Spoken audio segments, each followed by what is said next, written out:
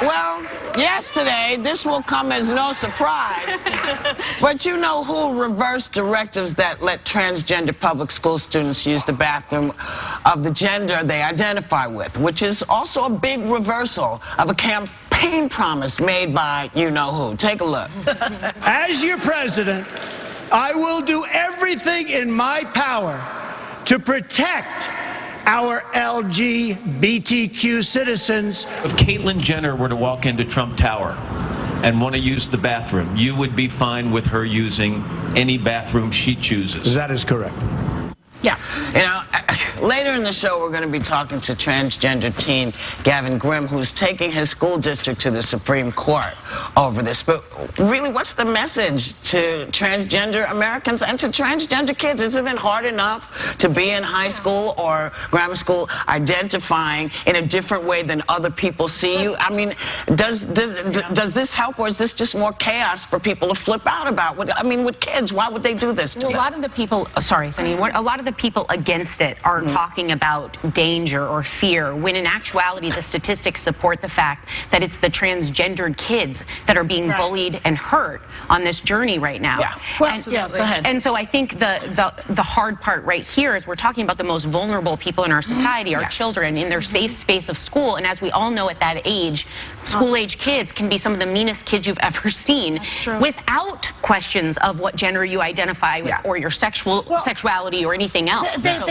His surrogates always point to, a predator could go in the bathroom disguised as a woman or something. I don't even understand that's the argument. Yeah, but that is what you call anecdotal evidence, which they like to use to make policy. Like one guy, an immigrant, let's say undocumented, attacks somebody in part of the country, so they have to send millions of immigrants back to their countries based on that anecdotal evidence. That is not scientific. There's not even anecdotal evidence that a transgender person has ever.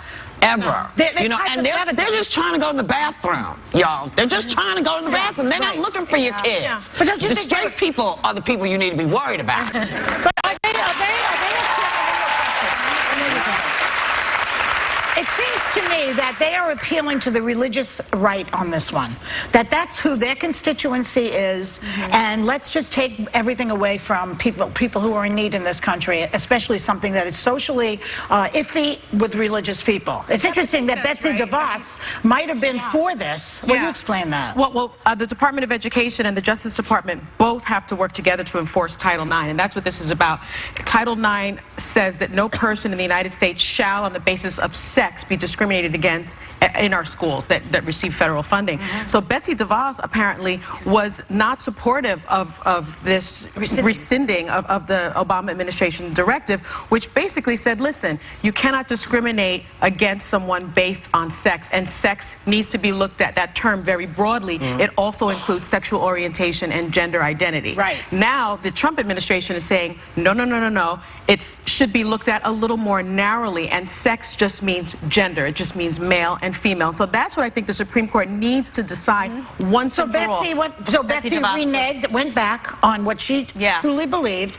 She's starting to like her for a second. Apparently she did. Apparently she did. Well, I think in order to stay within the administration, she felt that she had to back him up. If that were me, then she should have resigned. Exactly. I was disappointed in Donald Trump with this, because one of the things that I did like about him, when there was a lot that I didn't, was that he stood up for the LGBT community. That's very important to me as a former teacher, having seen some of these students, and really they're in a time of great difficulty, and no one really takes a minute to step inside their shoes and understand what they're going through, and they're criminalized as if they're automatically going to do something wrong just because they're in that position where they're thinking about their identity in a way that maybe I don't understand personally, or someone else doesn't understand personally, and people are trying to make this to bullies. It's true. It's also though, I want to make the point, because conservatives are trying to make this about a states' rights issue and wanting to empower local communities, but before you think about states' rights, you have to remember to think about civil rights and constitutional rights, and that comes first always. Under the law. And the state doesn't get to say that your civil rights don't matter. So my hope is that the Supreme Court will review this, because I'm deeply concerned about children who are facing these challenges, feeling more and more isolated and marginalized at a time like this. I'm deeply concerned. There's no difference between civil rights. As an American, you are protected under the law. It doesn't say based on your sexual identity. It doesn't say based on your gender.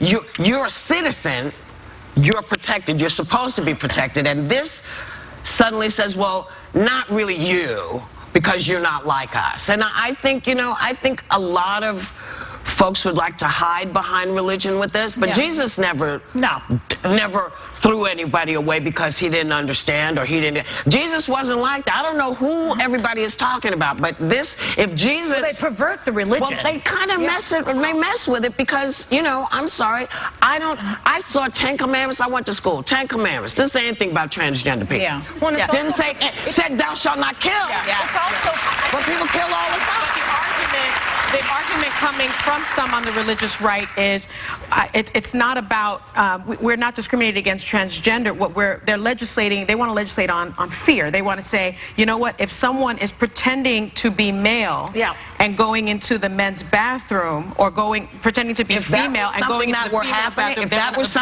that was something that were happening as often as straight people abuse children, I would say, hey, we should talk about this. But we don't have, there's no anecdote, there is nothing, and I get it. There isn't one single case of a transgender person abusing a child in a bathroom. Could the argument not be that a straight person would pretend, would put on, you know, some sort of act? I'm just trying to see the other side from the parent's perspective. Could a straight person put on a facade and pretend to be, you know, whatever to get to perpetrate? That's the argument. Separate two things. First of all, this is gender identification, not sexuality. So this isn't about straight and gay. This is a gender identification. Exactly. So I think that's the important thing here is we're perpetuating a language in all of these discussions that they're putting on young people right here and supporting the people that are bullying or the people that don't understand this. I think the problem is they're empowering it, and everyone should see the movie Normal. There's a movie with Tom Wilkinson, and I remember watching it years ago, and for the first time, although not all of us have someone in our lives that's gone through this journey, it helped me understand the journey from the inside out, which helps people, I think, when you're talking about legislation. How about the fact that Donald Trump, yet again, has lied to the American people? That's the big story. I mean, he's not running the show. He's not running the show. Well, you know, there's a whole lot of presidents, and none of them's name starts with a D. Okay?